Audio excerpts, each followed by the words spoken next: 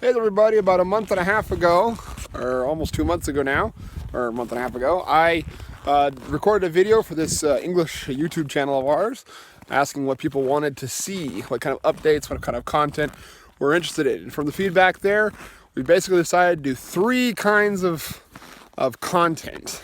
First of all, we're interested in sharing through this YouTube channel our understanding of what the gospel is, what the gospel of the kingdom is, what it is we're out here preaching inside here, so that we can just be on the same page with everyone who supports us in prayer or otherwise. Second thing is about kind of our homesteading farming experience, what we're doing out here, kind of just updates on the everyday life, because our homesteading, our farming has become a big part of what we're doing here. And thirdly, of course, our family, just the kind of a lot of our ministries become family oriented and teaching about family relationships, child rearing, home education. So we'll be sharing some of that as well. So basically those are going to be the three focal points of our YouTube channel. This more or less mimics what we already do on the Russian YouTube channel. So, the content will be a little bit different, but they're going to be more or less mirror images of each other. So, just a quick update on what's going on here with the farm and with the ministry here. October 16th, we were able to buy the land that we're on right now. Woohoo!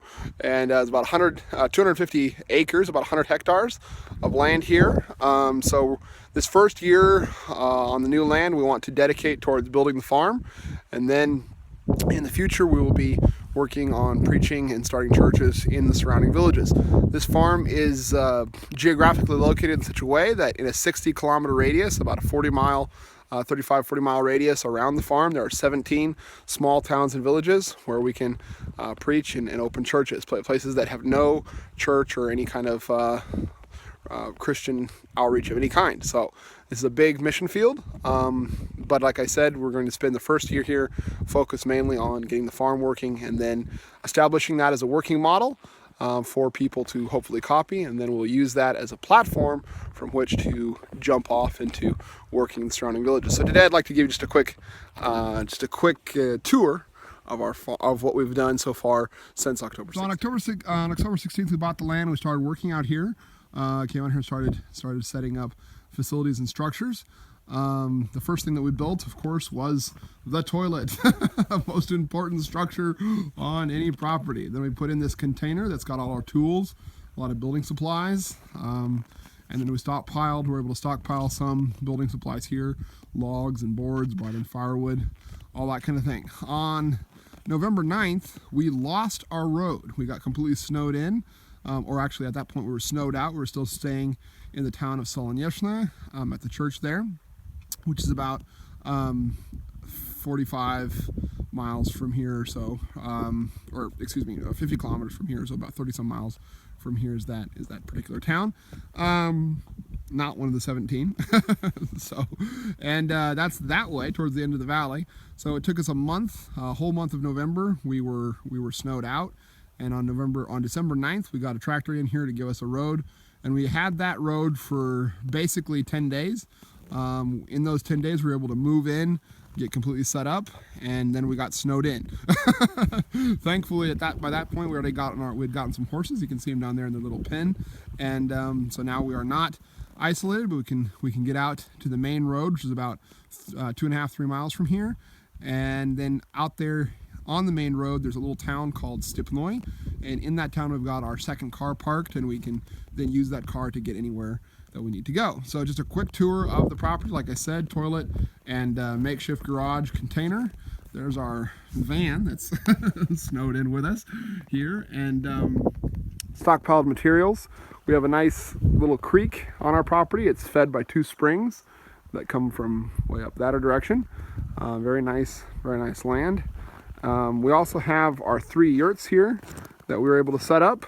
So this first yurt here is Dan and Joan Rulson's yurt. The Rulsons came over here in July and joined our ministry and worked with us from the middle of July till the 17th of December, and they're back in the U.S. now. But hopefully they'll be rejoining us in the summer of 2017, so God willing. So this is actually their yurt, but we're using it as a makeshift bathhouse facility. So this is our washing machine, 2 barrels of water that we pump water up once a week from the spring to the jet pump, goes into the washing machine, and boom, civilization. Keep this place warm through using the stove there. So that is that. Hopefully before spring we will have our Russian banya, which is a bathhouse built. You can see the 4 stakes there is where the banya is going to be. So we'll have that done hopefully sooner than later, so that when the Rulsons come back, they can have their yurt back. And over here is a second yurt. That's Andre's yurt. Our friend Andre is a co-worker and a partner with us, and he lives in that yurt, and that's also has enough space in there for possibly 2 or 3 volunteers or workers. So if anyone wants to come and work with us, they can come and live with Andre. This is our yurt. This company called Yurta Sibiri, or Siberian Yurts, at yurta24.ru donated this to us in exchange for some advertising. So we'll step right in here and take a look at our yurt. So here we are inside our yurt. Girls, say hello. Hello. Hello. Hi, Andre. I got a loose tooth again. Good. Good. So this is our little yurt. I never thought I would be part of the tiny house movement, but I guess we are. At just over 200 square feet, this is what it looks like. Come in, and to the left is our wash basin, and over here to the right is our coat rack, and then going from right around the yurt is our refrigerator.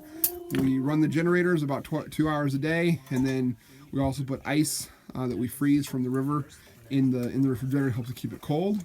And this is Rebecca's countertop, which is just basically a folding table. So hopefully we'll build an actual kitchen. Kirsten. And this is Rebecca. Hi, Rebecca. So, this is in the kitchen, we're having dinner. We sleep there on the floor behind the stove. We have just a little mat that we roll out there. And then Kirsten sleeps there. She's the smallest member of the group, but her bed takes up like half the entire place. So the girls sleep here on this mat on the floor here, and then over here we have our, behind this curtain is our toilet facilities. So I won't show you that, but it's basically just a toilet, a bucket with a toilet seat and another bucket full of sawdust, and that allows us to have indoor plumbing. You flush with a cup full of sawdust, and keep things nice and sanitary, clean, doesn't smell, and no bad odors or anything like that. So now we're gonna go back outside. Wood every day from the pile up there. That's kind of their chore. Got the generator here that we run, like I said, a couple hours every evening. Charge up some, cell phone, computer batteries, that kind of thing. And also the refrigerator, and then we get our water from the stream down there. Over there is our horses. Here's our freeze barrels outside, so we keep these are our freezers, outdoor freezers, keeps things nice and cold. We do not have any cell or internet connection. The closest cellular connection is right up there on that peak.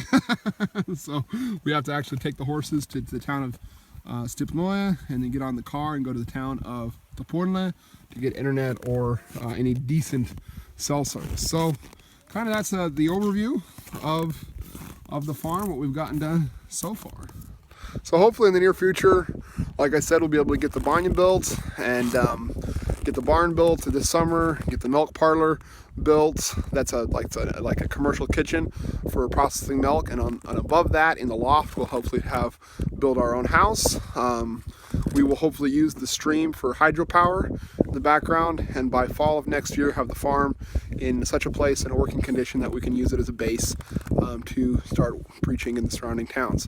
Not that we're not doing that so far, but to officially start planting churches or that kind of thing, we actually need some documentation from the government, and we're trying to live at peace with all men as much as possible. So as long as that is even a possibility, we're trying to do that. So that's kind of the idea. One of the looking forward, one of the ideas for this farm is that we'd be able to fulfill the dream of the Rural Pastor Training Center, what we had started in Tacochet. The idea that we could have a place for potential rural pastors to come and learn how to do farming, how to do rural ministry, in a hands-on way. Now in Takashut we never had that kind of interest, but here with the Mary Melkman phenomena, that's all changed. We've got more than enough people who would like to come out here. So hopefully once we get our house built, these yurts that are in the background here will be used for student housing for people who would like to come and learn. So that is that, just a quick overview, and in the future videos we'll get a little bit more in depth as to what the farm is going to be producing and how that's going to work. So that's that for now, and hope to keep you posted. Thanks for watching. Bye.